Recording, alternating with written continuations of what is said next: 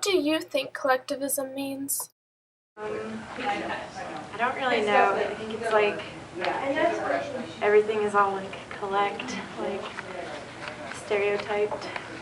Well, when I think of collectivism, I guess collect, so like when you collect stuff, it's like a group of stuff. Well, I guess my view of collectivism is like when people aren't really people, like they're all working for the same thing in like a group. So it's like mob mentality. I think collectivism means that you are working together to do a job. Maybe not. So like a group of beliefs or something like that. That's what I would guess, I guess.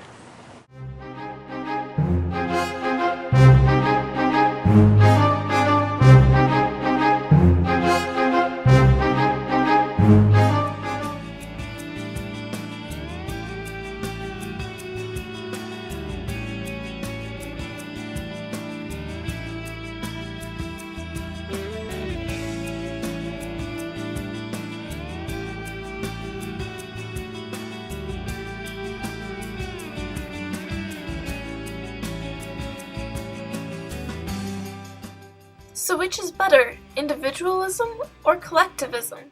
I think individualism is better because that actually lets people be who they are.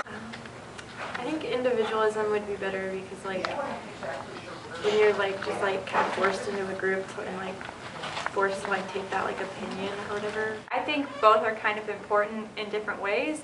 I think it's very important for everyone to kind of have an understanding of who they are as an individual. I don't think it's a very good way for like everybody to be able to like express themselves. In some ways, you kind of need to be an individual with like good intentions for other people.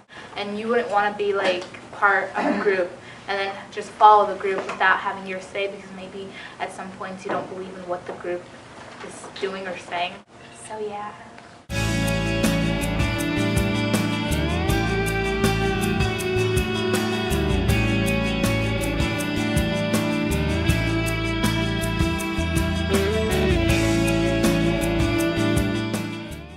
Why do people give in to peer pressure?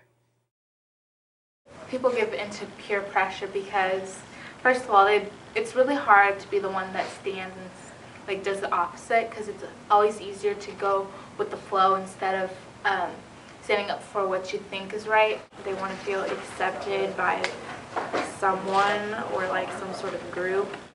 I think everyone wants to be accepted in some way and by some people or some group. And I mean, I don't know anyone who wants to be by themselves and wants to be left out. They just don't feel that kind of like support from like the people around them. They want to be liked and they want to like be a part of something. I think it's easier to give into peer pressure than to try and go it alone. It's just easy.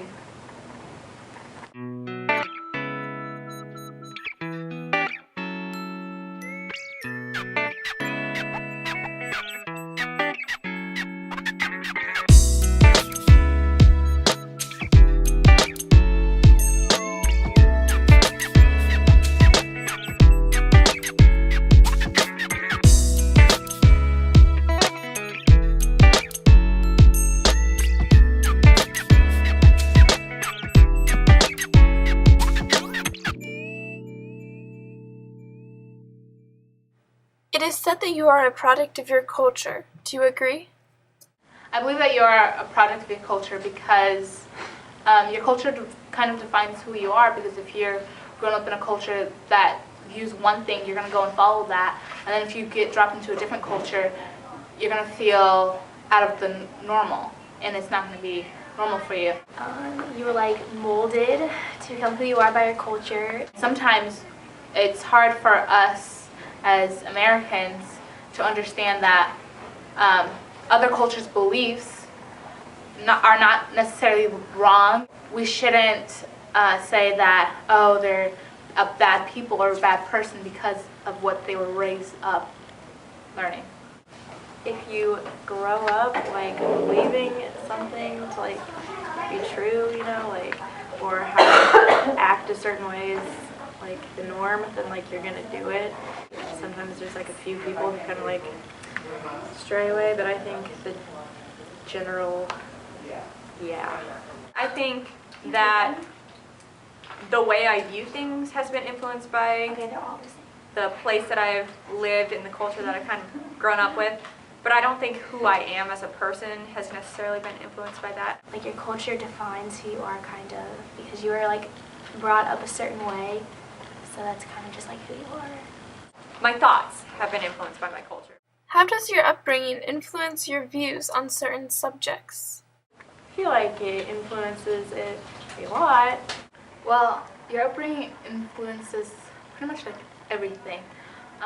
I feel like I just kind of believe like a lot of the same things that my parents do, and I'm not sure if it's because like I'm all like, oh yeah, I can see your point, or if it's just like, you believe that, so you're probably right. If you're growing up in a hunting, like in a house that likes to hunt and stuff and has a lot of guns, you're gonna think, oh, it's right to have guns because that's your right, you're not doing anything bad. But then if you're growing up in a different house that is like totally anti-gun, you're gonna be butting heads with the other person because you were grown up in two different situations. For instance, like if you're brought up in a neighborhood that's like full of violence, that's like, it's going to be something that's normal to you. And you probably won't be as affected by it as if, or as in someone who was brought up in a neighborhood where no one owns a gun, like they've never heard of violence or hurting other people. And I think that's kind of how the upbringing, like where you're brought up and who raises you and kind of what their values are, kind of influence who you are as a person. If you were growing up in a house where it was a house where women were like supposed to be in the kitchen working, that's what you're gonna believe and that's what you're gonna look for because that's what you were growing up with. I share a lot of the same like opinions like my dad does, for example. I'm like, I don't know if like, what if I really just don't believe that? What if I just like think I do because he does? Like, how weird would that be? But like that could totally be it. Like,